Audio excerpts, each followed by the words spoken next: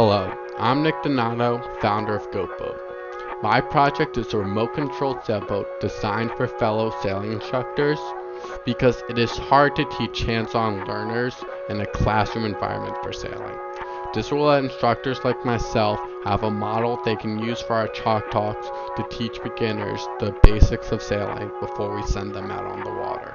There are other remote-controlled sailboats, but they are really expensive and don't show what's happening. So I made the GOATBoat out of a clear plastic so you can see the parts move and sailors can use it to learn about the different parts of the boat.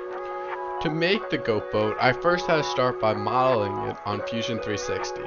This model is the basis for my whole design, so I had to spend a lot of time working on it to make sure it was perfect.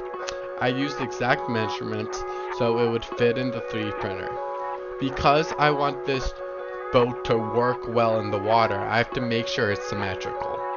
So when the boat is moving through the water is pushing on both sides of the boat evenly. If it wasn't symmetric, the water would push on one side of the boat more and force the boat to turn, so it wouldn't be able to go in a straight line.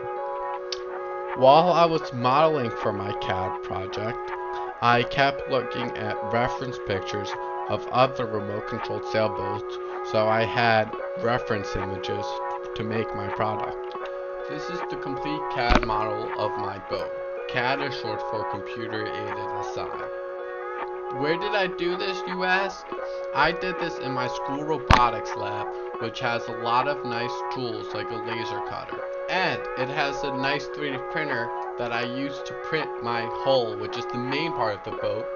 And I used it to print my centerboard, my blocks to attach the boom and the mast. And it works by heating up PLA plastic to its melting point, which is 215 degrees Celsius, and then it goes layer by layer, printing a line of it until you have your finished product. This is what my finished boat looked like while it was on the 3D printer. Then I took that print and used it as a mold for vacuum forming, which I forgot to film, but here's a video by Formac explaining the process. First you place your piece down and you heat up a piece of plastic. Then, once it's hot enough, you pull the plastic over your mold and you vacuum it down.